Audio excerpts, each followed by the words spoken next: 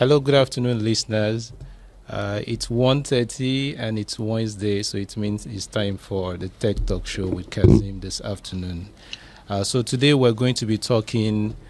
It's 2020, and there's a lot of happenings, right now in the business application world.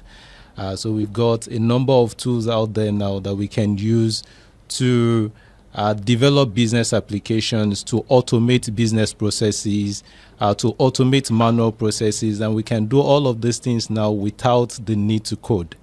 So on today's show, I have a guest with me on the show today who is joining me to help us connect the dots with today's topic.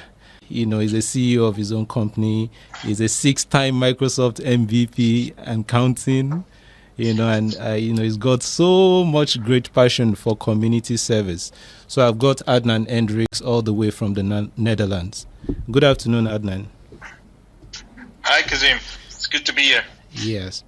So it's nice to have you on the show with us today, Adnan. So for many listening right now who wants to know Adnan, can you quickly introduce yourself, Adnan, before we get to the meat today? Well, you already mentioned my name, Adnan Hendricks, and I'm a cloud infrastructure architect by day. You said I love community. That's right. I love to be on site in Lagos and Nigeria from time to time,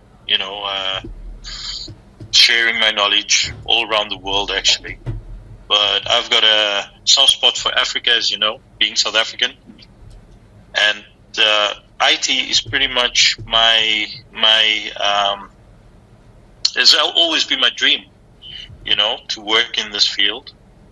And I'm happy to be able to, see the world while I'm doing it and share every little bit of information that I can get and can share with others. So that's pretty much me in a nutshell. Okay. Well, thank you for having me on the show. Yes, it's good to really have you on the show. So Adnan, let's get straight to the meat, of today's topic. First, what are business applications? Do you want to help us understand what business applications are? And from the Microsoft sphere, of things, which applications from Microsoft fall under the umbrella of a business app, so to speak? Well, you have a lot of different kinds of applications out there. We traditionally started, people would have productivity applications like Microsoft Office, and then you have things like Dynamic CRM and other type of applications that businesses use specifically to kind of do their work, their core business. You could think of line of business applications specialized for that specific type of company. For example, air companies will deal with selling flight tickets, for example, and you have companies that maybe sell insurance. So a lot of software that deal with those kind of data. Okay.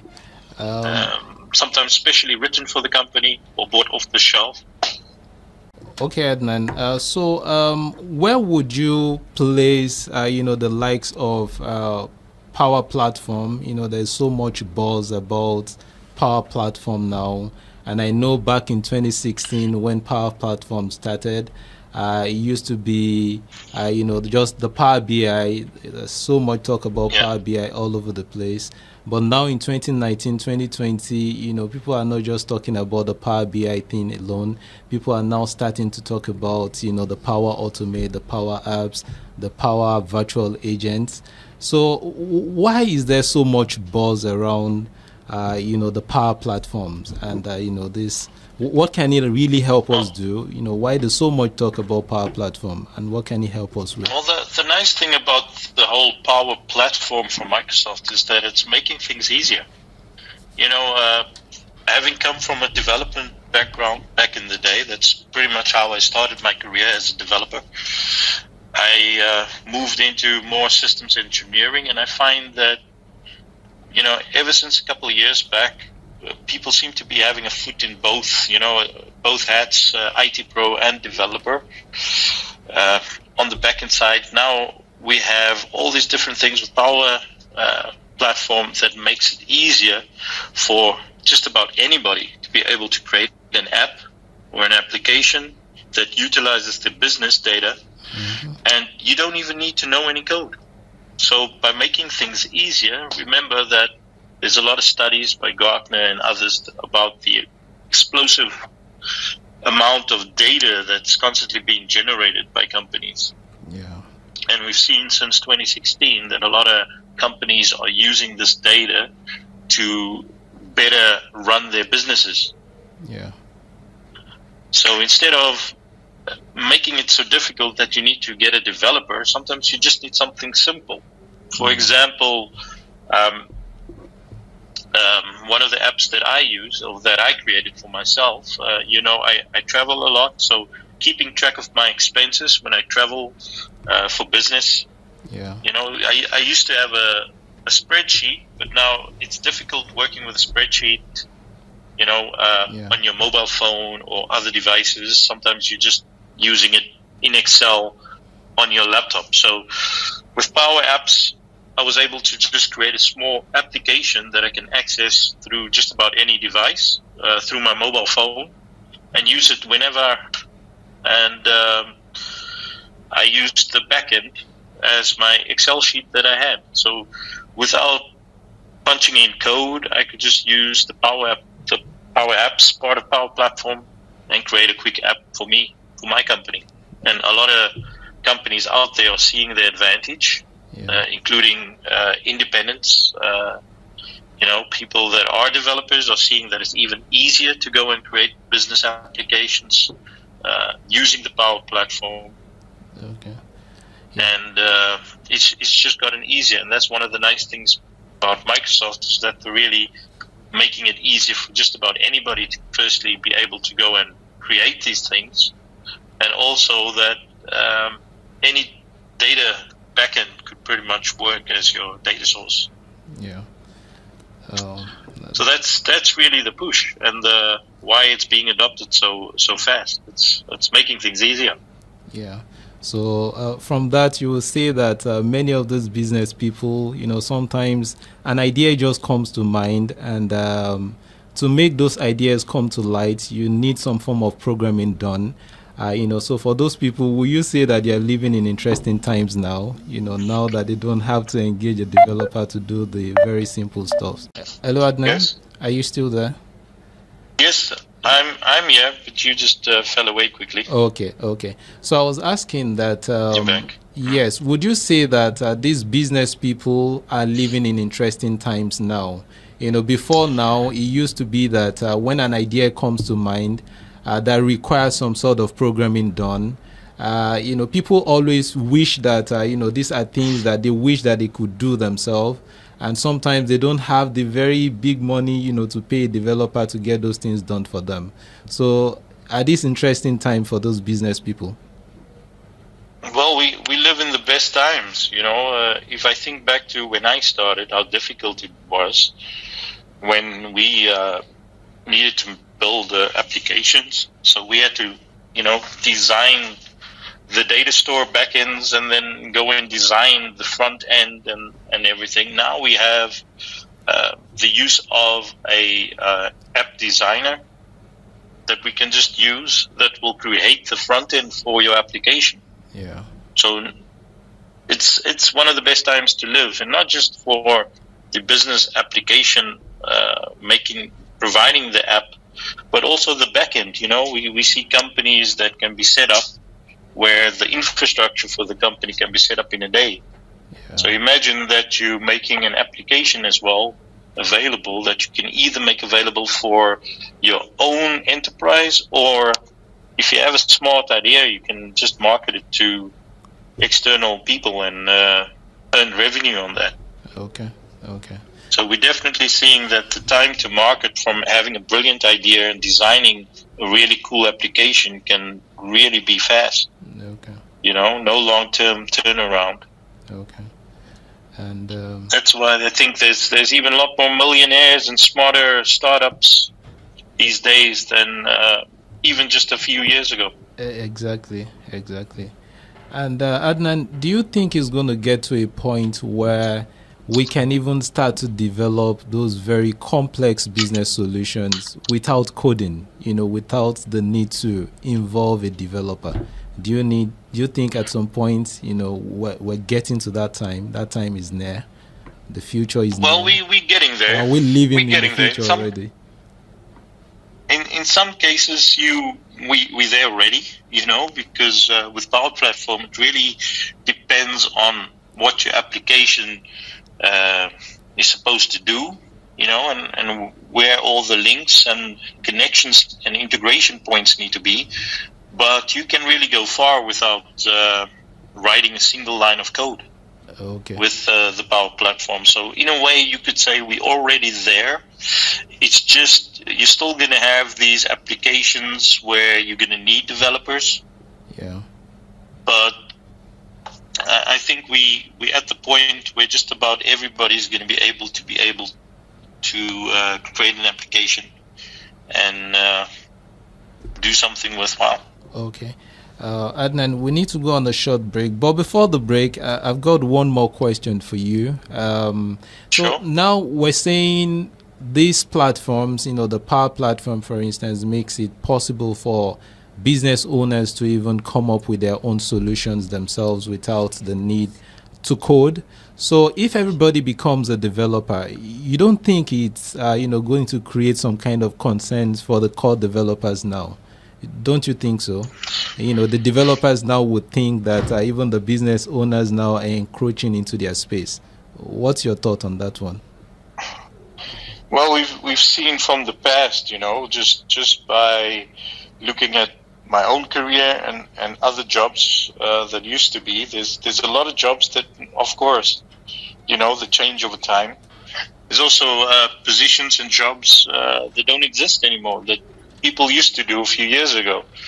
So I don't think the developer will go away. It's just that everybody can now, become a developer, which is really nice, which means that a lot of people that are creative, but they maybe didn't have the developer skills or the know-how, they'll be able to still go and be really creative and create something good. Okay. If you look at just how easy it is, and this is also the way IT in general is going, things are getting easier. Creating a web application or hosting a web application. If I look at just creating an app service in Azure, it takes like 5 minutes. And you could have a web application running in a few minutes, whether using Azure or Power Apps platform. Okay. So it all got to do with the creativity. So I think, there's always going to be developers, but it's just going to be nice to have more, people with different perspectives. But some of the developers already, sorry, Adnan, some of the developers already will be thinking, now I'm going to lose my job. I mean, I don't have a lot to do now. Well, we thought cloud was going to take away our jobs, but we still got jobs, man. We just have to change. We just have to evolve and use the tools, the tools that are there to work. It's the ones that don't like to change or they have trouble changing. Yeah. So they are the last ones to change, and at some point, the ones that are the last to change will change because they don't have any other choice. Yes, very true. All right, Adnan, thank you so much. So we need to go on a short break right now. We'll be back in just a little bit.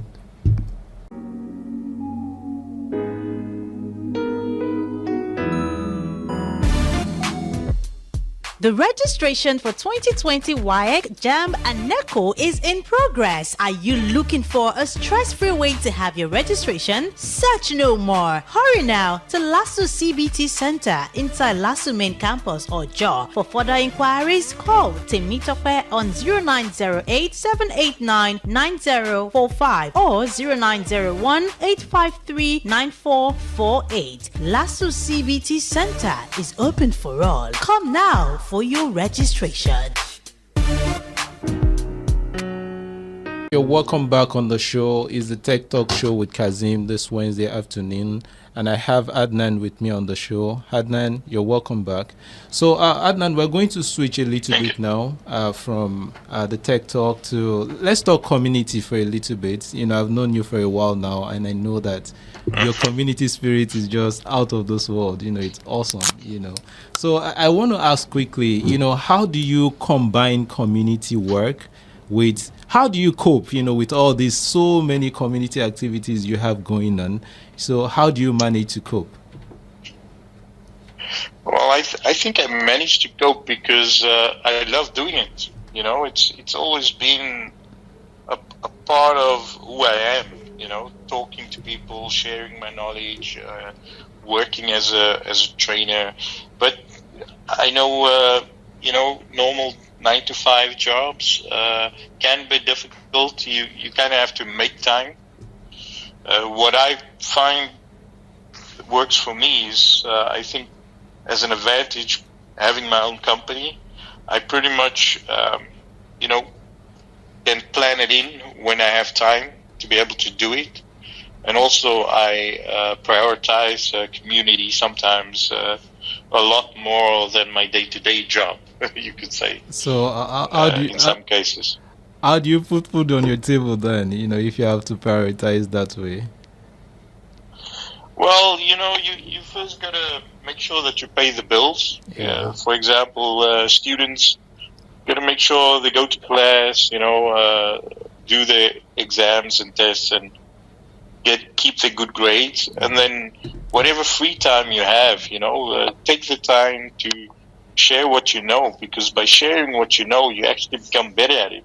Yeah, yeah. So you could learn something for yourself, and when you're teaching it to somebody else, you're actually learning it better. Okay. You know, I think one of the advantages we have as people that share our knowledge and do a lot of community work in the IT is that we come across people that will always raise their hand and say, hey, but you know, whatever you're doing, I'm doing it this way, or there's another way in which to be able to get it to work, or I'll say it doesn't work, and then somebody will say, hey, but it works for me, and this is what we did. So this, you know, it's one of those things that you learn from others, you know. Yeah. And I've always enjoyed that, you know, meeting a lot of people from all over the world. You know, I know a lot of people in Nigeria and Lagos, and the nice thing about the community, when you do that kind of community work, you kind of make friends everywhere, and some people become more than friends. Yeah. And just that feeling of, you know, always knowing somebody somewhere whenever you need to work, because I do work all around the globe, so it's always nice to be close to somewhere, and if I have the time, also share some of my knowledge. Okay, Adnan. But it's like those passions. You gotta have passion in your work. Yes, Adnan. Yeah. So I've got some of my colleagues here with me, and also someone from the CBT Center. I'm sure they want to ask you a few questions. Unfortunately, sure, we haven't got much of a time. But before their questions now, we're also in a university environment. Yeah, so where we have Lagos State University, to be precise, and the population of the students here is way over 50,000, you know, so I'm sure a number of them are tuning in right now, and some of them, you know, they've got passion for IT. So what advice do you have for these, you know, young lads before, you know, I give room to their questions? The best advice I can give is just do it, you know, just get involved. Get involved with the community, find out do as much as what you can so you can find out what you really like to do. Yeah. I mean, I know when I studied, a lot of guys they were just studying. We call them professional students. So nobody knew what they wanted to be, what they like to do as work. So this is a nice, interesting time for everybody who's still unsure, that's just following, a study course. Just try and join communities, see what the business environment is like, what kind of events they do, and then find out where you fit in, like what do you like. Yes. And then just do it. Okay. So I'm sure Fumi here, my colleagues here, Fumi, there's Chocolates, there's Grace here. Maybe any one of them have any questions for you? Hi, Hendrik. Sure. Adnan. Hi. All right, so can you hear me? Yes, I can hear you. All right, so my question is based on you talking about the Power Ultimate replacing coding and everything. Should the programmers be scared of a Power Ultimate replacing their job? Because if everyone can develop their own software, their own front end and every other thing, should developers or programmers be scared of Power Ultimate replacing their jobs totally? Well, I doubt that. It's just that with Power Automate, it's really easy to work with a company's data at a specific level, but there's still a lot of scope for developers. Just think about the game market out there. You could have like business enterprise people working with the internal data, and then you'll still always have developers that will create applications and apps for mass market. All right, thank you. So that's where I see the gap. All right, thank you. Where there'll always be a need for developers. All right. Hi, Adnan. Hi. Adnan. All right. I'm going to be drawing my question based on what Kazim mentioned about talking to young people. So for startup, someone who wants to learn the basics of this, what is the go-to you would advise that someone kicks off with? Well, the go-to, I'd say, to immediately get started is the Docs, Microsoft.com Power Platform website. Okay. There's a lot of information there.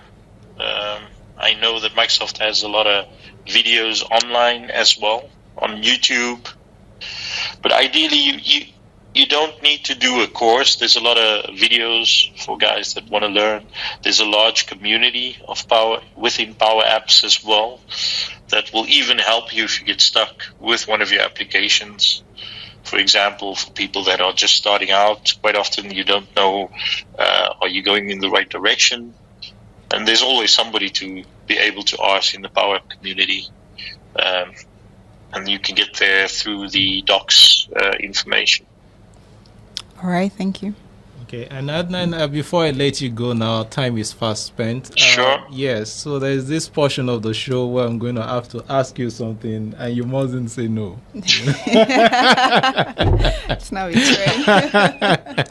Sure. Ask me. Can I shoot, Adnan? Okay. There is the Global Bootcamp, the Global Azure Bootcamp. It's coming up in April. I know you're probably organizing one in the Netherlands too. You probably want to travel around for some of those events as well. But we're going to be hosting one as well here in Lasso. The past one, I've been holding them, I've been hosting them in Abuja. So I'm going to be hosting one with the students here inside of Lasso. So I would like you to be a part of it. So you've got two options, Adnan. Either we're seeing you here live, or you might want to just use Teams or Skype in. So which options are you? Definitely. I'll no, you don't even need to ask twice, man. I'll be part of it. I think I might even be involved already, depending who you are. So a lot of guys in Nigeria already spoke to me, but you guys are one of the communities that I'm always there for, man. You guys just have to holler, so I'm there. Thank you so much, Adnan. I No know problem. Adnan is never going to say no. We just have to see if I can make it live or it's gonna have to be online. Okay, Adnan. You know, I'm better live, so Yeah, sure, of course, yeah. And I have Grace here too. Grace wants to say hello to you. Sure. Or do you have a question for you? Okay. So I'm going to leave it over now to Chocolate to try and help us wrap up. All right, so there you have it. That was Tech Talk show every Wednesday from 1:30, and of course, it did have a guest today. Who of course, spoke and by extension on business app development, the future of business application development. Anyway, the Lunch Road Drive still continues with myself and Fumi. Stay close. This is 95.7, and it's a wrap.